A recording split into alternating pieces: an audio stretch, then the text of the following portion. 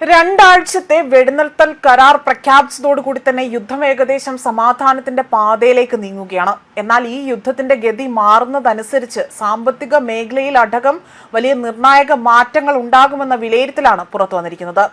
അതുമാത്രമല്ല, ഈ പശ്ചിമേഷ്യയിലെ പ്രതിസന്ധി അത് പ്രവാസി നിക്ഷേപത്തെയും തൊഴിലിനെയും ബാധിച്ചേക്കാമെന്ന റിപ്പോർട്ടാണ് പുറത്തുവരുന്നത്. ധനമന്ത്രാലയത്തിന്റെ കണക്കനുസരിച്ച് 2025-26 സാമ്പത്തിക വർഷത്തിന്റെ മൂന്നാം പാദത്തിൽ, അതായത് ഒക്ടോബർ മുതൽ ഡിസംബർ മാസം വരെ ഇന്ത്യയിലേക്കുള്ള പ്രവാസി നിക്ഷേപം 3.41 ലക്ഷം കോടി രൂപയായിരുന്നു. അതായത് ഏകദേശം $36.9 ബില്യൺ തന്നെ ഉയർന്നിരുന്നു.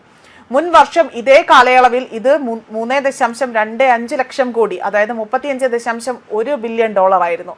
പശ്ചിമേഷ്യയിലെ ഭൗമരാഷ്ട്രീയ സംഘർഷം വിദേശ തൊഴിലാളികളെയും അതുപോലെ തന്നെ പ്രവാസി നിക്ഷേപത്തെയും ബാധിച്ചേക്കാമെന്ന വിലയിരുത്തലാണ് പുറത്തു വന്നത്. വെടിനിർത്തൽ കരാർ അവിടെ ഫലപ്രദമായി തന്നെ നടപ്പിലാക്കിയെങ്കിൽ പോലും ഗൾഫിലെ വ്യവസായങ്ങളെയും ഇത് കൂടുതലായി തന്നെ ബാധിക്കുകയാണ്. തൊഴിലാളികളുടെ വൻതോതിലുള്ള തിരിച്ചുവരവിനും ഇത് കാരണമായേക്കാം. GCC രാജ്യങ്ങളിൽ 90 ലക്ഷത്തിലധികം ഇന്ത്യക്കാരാണ് ജോലി ചെയ്യുന്നത്.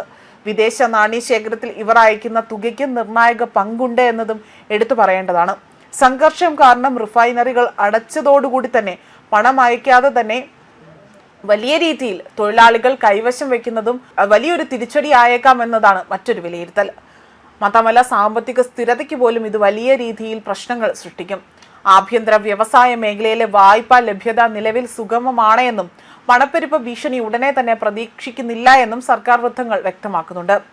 അതുമാത്രമല്ല, GCC രാജ്യങ്ങളുടെ പങ്ക് എടുത്തു പറയുകയാണെങ്കിൽ ഇന്ത്യയുടെ മൊത്തം പ്രവാസി നിക്ഷേപത്തിന്റെ 38% ലഭിക്കുന്നത് GCC രാജ്യങ്ങളിൽ നിന്നാണ്. ലോകമെമ്പാടുമുള്ള ഇന്ത്യൻ കുടിയേറ്റക്കാരിൽ പകുതിയോളം പേർ താമസിക്കുന്നതാകട്ടെ ഈ മേഖലയിലാണ്. അതേപോലെ തന്നെ യുദ്ധം തുടരുന്നത് തൊഴിൽ വിപണിയിൽ വലിയ പ്രത്യാഘാതങ്ങൾ ഉണ്ടായേക്കാനും ഇവിടെ കാരണമാകുന്നുണ്ട്. മാത്രമല്ല, തൊഴിലാളികളുടെ എണ്ണത്തിലുള്ള കുറവ്. നിലവിൽ 6 GCC രാജ്യങ്ങളിലായി തന്നെ 1 കോടിയോളം ഇന്ത്യക്കാരാണ് താമസിക്കുന്നത്. ആയതിനാൽ തന്നെ മറ്റ് രീതിയിലേക്ക് വരികയാണെങ്കിൽ വ്യവസായ സ്തംഭനം ഉണ്ടാകാം. അതായത് വലിയ തോതിൽ ഇന്ത്യൻ തൊഴിലാളികൾ ജോലി ചെയ്യുന്ന നിരവധി റിഫൈനറികളും മറ്റ് സ്ഥാപനങ്ങളും നിലവിൽ പ്രവർത്തനരഹിതമാണ്. തൊഴിലാളികളുടെ പലായനവും ഇതിന് കാരണമാകുന്നു. മുതിർന്ന ഉദ്യോഗസ്ഥർ ഇപ്പോഴും അവിടെ തങ്ങുന്നുണ്ടെങ്കിൽ പോലും താഴ്ന്ന തട്ടിലുള്ള തൊഴിലാളികളാകട്ടെ ഇതിനോടകം തന്നെ സംഘർഷ മേഖലയിൽ നിന്നും മാറി താമസിക്കുകയാണ്. അനിശ്ചിതത്വം നീണ്ടാൽ ഇവർ ഇന്ത്യയിലേക്ക് തിരിച്ചു വരുമെന്നത് ആഭ്യന്തര തൊഴിൽ വിപണിയിൽ സമ്മർദ്ദങ്ങൾ ഏറെ ഉണ്ടാക്കും. വരുമാന നഷ്ടം വരെ ഉണ്ടാകാനും സാധ്യതയുണ്ട്.